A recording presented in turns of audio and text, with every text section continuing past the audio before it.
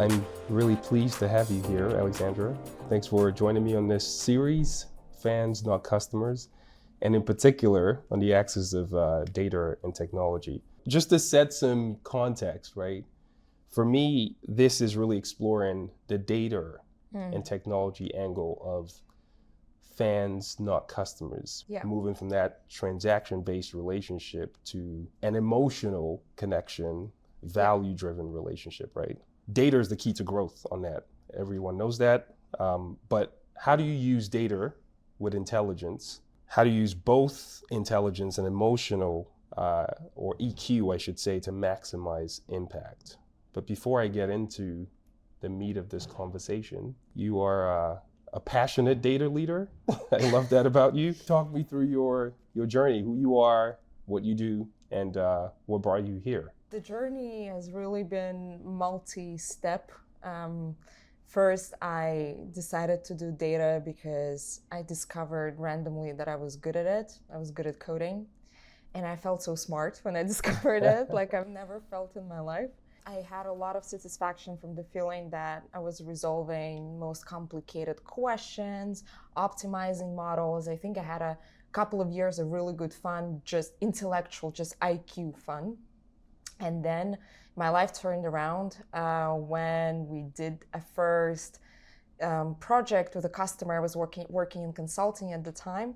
And it was the first project where I had to also kind of replace a bit the consultant on the project and play two roles. And I was shocked. It was the first time when I realized that everything that I do in front of a computer actually needs to be absorbed by human beings, agreed by human beings. Data should be provided by human beings. There is a lot of convincing to do, a lot of inspiring to do.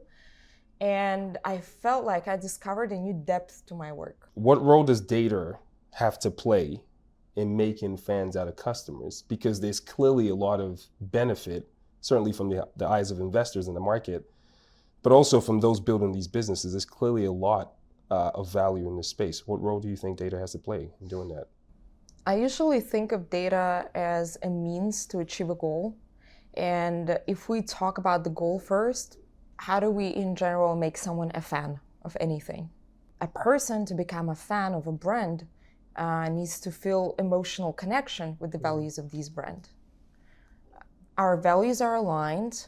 When I'm thinking of a brand, I'm picturing a person that represents this brand, that uses this brand. It's almost subconscious in my head. I would think about luxury watch. I would see one person. I would think about a cup that I bought for myself recently, like, a huge one with a liter of water inside. I would think of a completely different person using it. And I'm imagining straight away what are the values of this person. So when we're talking about values, brands could run analysis of big corpus of text, analysis of images of how people are using their brand to understand the values of their customers. Now working with the qualitative data is so much easier. And I think it's really from this qualitative data where you as a brand can understand my values as your customer. And once you've done this process of understanding using qualitative data, you can also turn it into marketing activation strategies, pricing strategies, product recommendation strategies, choosing the right color even for the cup that I'm going to buy next time. So all of that is data again, but first one was more a data of understanding algorithms to look back and understand what's going on. And second part is algorithms to be proactive and to use these insights and turn them into an action, to call me to an action. I love the point that you raised on, I mean, there's three key things that I've sort of drawn out of what you've just said, because it's such a big, meaty topic, right? When you talk about data powering this sort of fan, not customers, ecosystem, right? But you talked about emotional connection, right? You talked about proactivity, right? So it's not just looking back on the insights from the data that you receive, but it's also using that to inform how you design the future. And you talked about communities, right? So these three things seem very critical when you're designing from a data perspective. But I want to really drill in on that proactivity. So let's shift gears a little, right? People don't get the need to invest in getting the data right? Everybody wants the sexy stuff, right? AI and all the insights and all the shiny toys. But again, it's giggle, right? Garbage in, garbage out. And how do you incentivize business leaders to make that investment, right? Because you talked about usability of the data, right? But there's also the relevance of the data because it's all about context. Yeah. And sometimes business leaders, especially those who are not very data literate, they struggle to digest, why am I spending all this money just to get the data ready? When am I going to get the shiny new AI toy? I know. Right? How do we reconcile that? How do we educate business leaders to understand that all of these threads are connected, right? The challenge persists. And I think in my personal experience, what I've seen the most is either you have executives who are kind of sharing this vision already by maybe their education or by their past experience. So I would almost want to suggest sometimes when you have an AI program to implement and you see the data foundations are troublesome, ask yourself a question: are you involving your stakeholders on the data foundation side of the enterprise? Or are you talking only to people who are responsible for timelines and AI? Because this is a good union to make, really. Yeah. You get an ally in terms of the foundations that you need to bring up. Second thing that I think about is convincing people that data foundations matter. You will see at least the value add that it brings you in the business. And then little by little, you've done first project like that, then you think, okay, actually there's a similar project in another department, let's apply the same logic.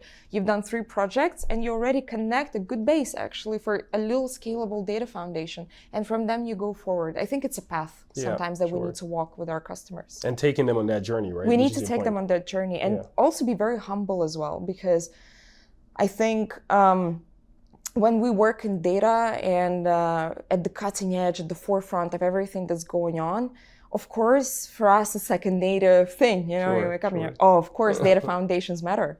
But I think we need to be humble enough and understandable of the reality of our clients. Most of their core business is not data. Most of their core business is a cup, a luxury watch, maybe a shampoo, maybe a gasoline in a gas station. Sure. As much as we're focused on data, they're focused on their competitive edge. Then that we need to walk through and making sure that they're still succeeding in the main cutting edge of that business, and that data slowly but surely drives them to do better and better. How can businesses use data to enhance emotional intelligence rather than replace human connection, right? Because you've touched on that topic now, that emotional connection. What's your thinking there? We can think of it from 2 sides. First of all, how can business be more emotionally intelligent with their customers? And how can businesses be more emotionally intelligent with their employees? Love that. I think with customers, it's really first the intelligence. Your empathy to someone will come also from understanding of these people. But if the person in front of me is like a stone wall, I know nothing about them, I understand nothing, their facial expression is not changing, they're not laughing or crying or moving, I have no idea what it is. And actually, that's a bit what you can have if you have no data about your customers. Right. How difficult it is to know them. Imagine you're a brand that produces and sells cosmetics. More frequently than not, you would sell your products through a retailer. So you would not have this direct relationship with your customer. Which is where a lot of businesses struggle, right? Because they don't have the end relationship with the customer. Absolutely. Yeah. When you enhance this data space, you will break this brick wall. And brick by brick, you will start, kind of taking it out as a puzzle from the wall. And you will start seeing who your customer is. And that, in at least my definition of emotional intelligence, would definitely drive it up. At least your awareness of who your customer is. What is the responsibility of data to help employees, businesses internally, to be able to drive that value for the end customer? What I'm thinking about is more of a human challenge, to be fair, than a data challenge. I think it's really uncomfortable place to find yourself in, to have this piece of new technology kind of helping you do your job. Plus, you personally, do you trust tech or not? Do you think tech is there to replace you, or do you think tech is there to make your life better? That's a personal belief. So actually, when data comes in play and new tech comes in play, we need people to use it, because without people using it, it's not going to bring any value. And that's the change management piece, right? That's the change management piece. Which I find in my experience, a lot of businesses don't invest a lot of time in, right? It's like there's a new piece of tech, this is how you're going to do things now, and then you just sort of force it down the throats of people. But the point that you're making is it's a journey. The same way we got to take our customers on a journey. In your experience, the more your customers, the more your clients do AI use cases or implement new tech, do you see them investing more time in change management with the experience that they get, or is it not influencing at all? I think that the simple truth is not as much as they should do.